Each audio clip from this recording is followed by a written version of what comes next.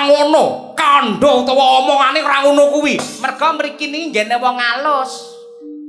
Apa-apa mesti ngangge semu, ora konjur gradakan kaya sampeyan ngoten niku. Sampeyan dijak gelut ditantang perang ning sampeyan ora krasa. Lah niki sing bodho Pandhawa napa sampeyan mang oleh-olehi dhewe ngoten niki.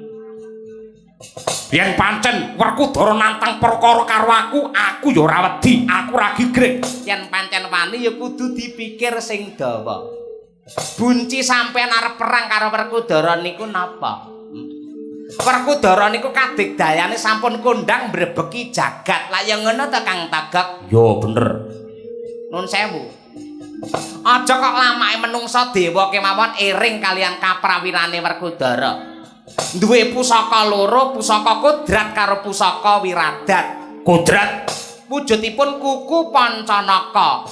Niku dawane mung setengah kilan. Ning lamun to nggih perang niku modot saya dawa, saya atos kukunipun.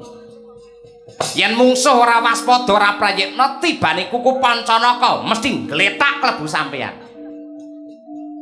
Yen pusaka Wiradat wujude gada rujak polo. Gedene sepira yen diukur ra kena ning mang bayangke yen rujak polo niku didekne ning tengah sawah niku iso nggih ngiyupi sawah 3 hektar niku. Pun yen semonten mang gagas mang pikir piyambak gedene sepira. Aku ora gigrek, aku ora wedi karo Werkudara. Sampeyan wani perang tenan karo Werkudara. Wani ya mung banget. Yen pancen wani kerjasama kalih Mbilung. Kerjasama piye? Sampeyan mang perang kalih Werkudara, kula tak tata-tata gawe bandosa nggih ngusung mayit sampeyan. Lambene lho saestu niku. Sampeyan nantang karo Werkudara ubur-ubur ikan lele, modar le.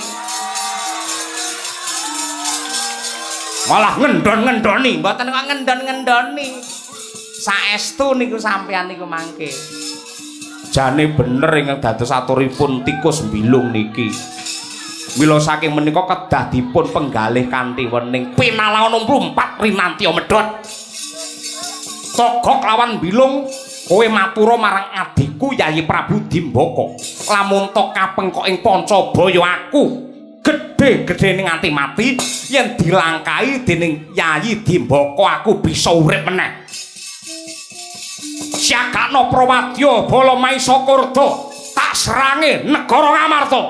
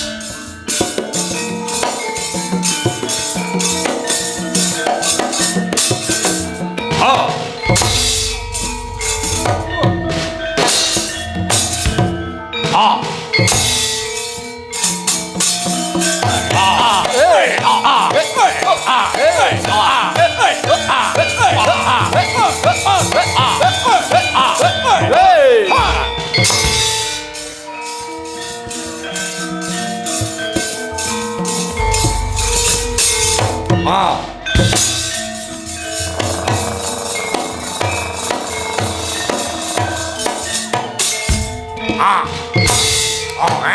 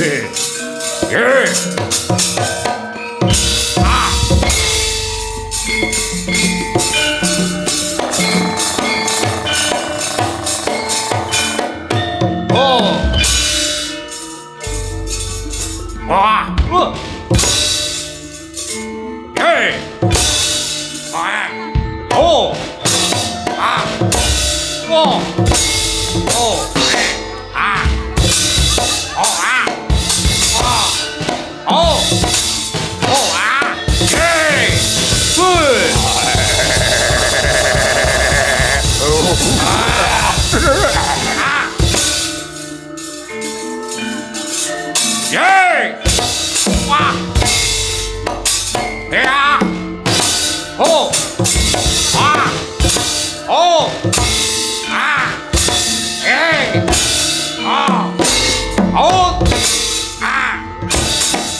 ah, hey.